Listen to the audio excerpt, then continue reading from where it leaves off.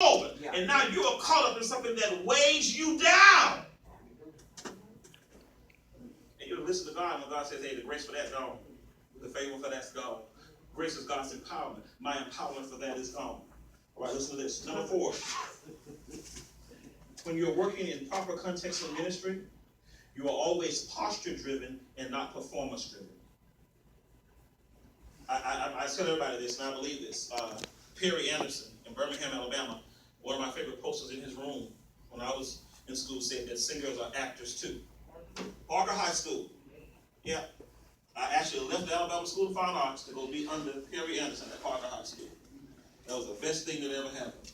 Alabama School of Fine Arts taught me a whole lot of stuff, but Parker High School taught me some other stuff too. Sure did. It was a great music education, traveling as a kid. So you got to make sure that you are not driven by performance, but by posture. What do you mean posture? The posture of your ministry is bow down and worship Him. The posture of your ministry is, oh, clap your hands, O ye people, shout unto God with the voice of triumph. The posture of your ministry is, sing unto the Lord a new song. Your posture is the posture of worship. Your posture is the posture of praise. That posture in your choir, watch this, can only be built when that posture is personal. When you're in Jesus riding down the street, and you're taking that posture minus groups of people.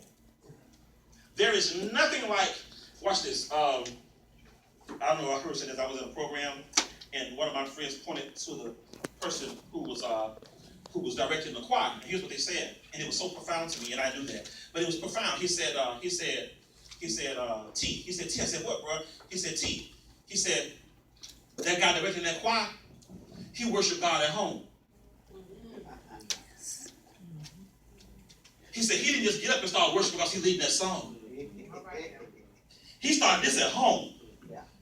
Can I tell you, you already know this, there is a difference in those who do ministry, who worship God alone. Yes, sir. And those who pick up something just because they come in there on Sunday. Yes, sir. Or just because it's time. There's a difference, okay? Yes, you never should minister from a full cup. That's just me. If all you are ministering from is a full cup, you are not giving the people your best. Yeah.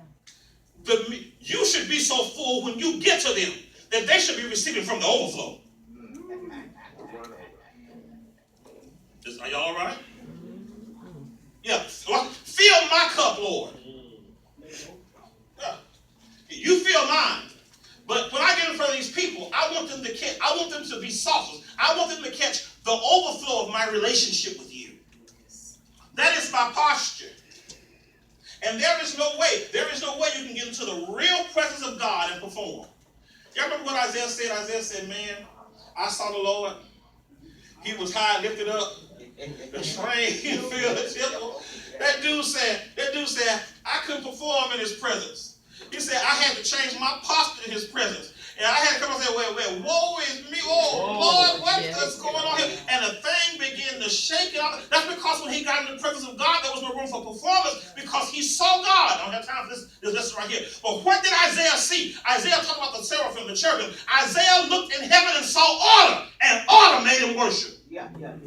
Preach that at your own church. Order made him worship. So the seraphim, the cherubim, he starts pointing out stuff. And Isaiah looks around and says, oh my God, the posture in heaven is the posture of worship. And it was so much order. It was so much order that he just said, God, what have I been doing?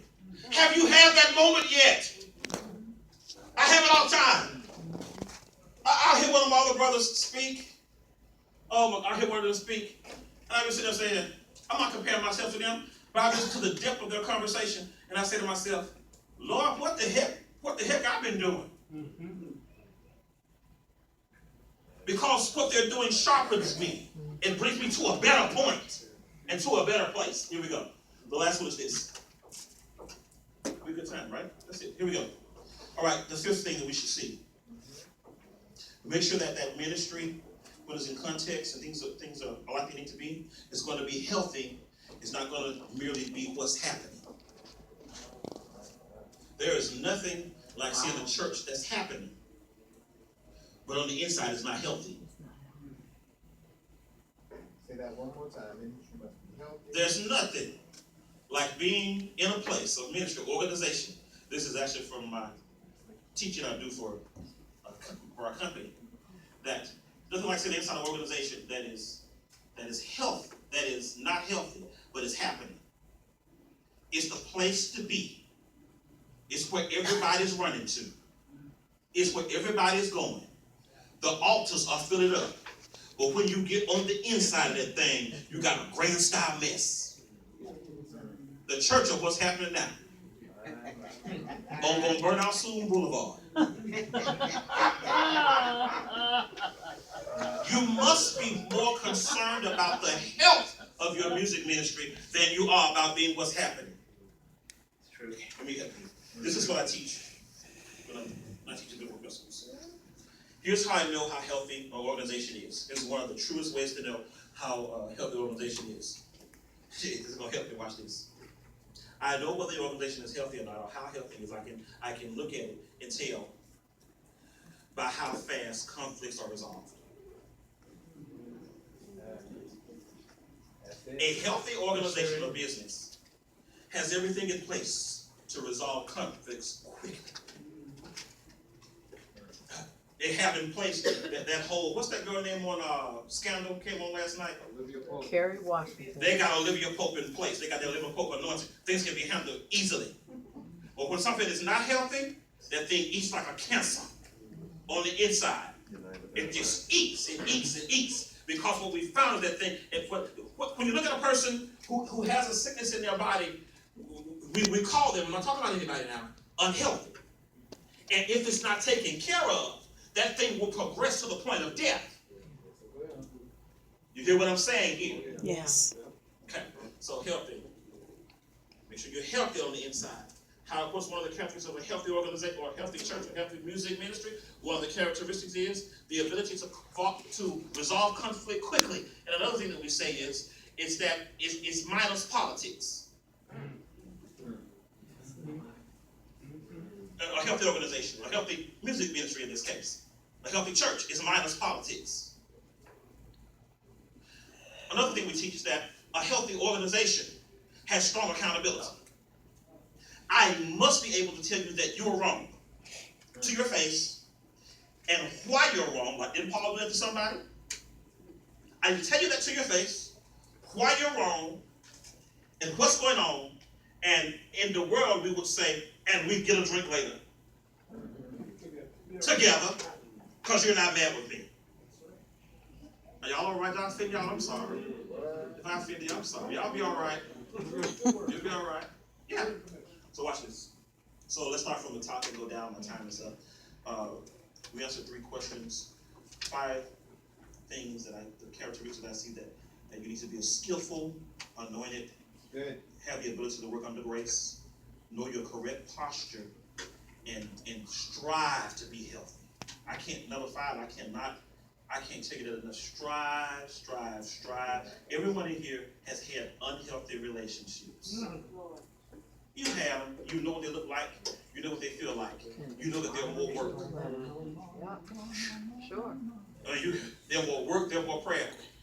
And you be praying saying, Lord Jesus, if I could just make it through this storm right here with this one. And you pray your way through. And you come out. And you find out that God is always faithful. Any questions or any comments? I know you got comments. You know, y'all have to stop me too. I wish I could do like they did. I am so used to just talking and folks sitting there listening. So I wish I was listening to her this morning when y'all were interacting and stuff, and I was saying, Jesus. I'm so used to being in settings where I just have to get up and give the information and keep kicking and I'm not stopping for pauses and stuff. Bless you. And are we done? No questions, no nothing? This is rich. All right, Dr. We leaning like this. I got to go. Watch it. You gonna make it. I'm sorry. The woman of God. We I'm sorry. She's leaving with her microphone.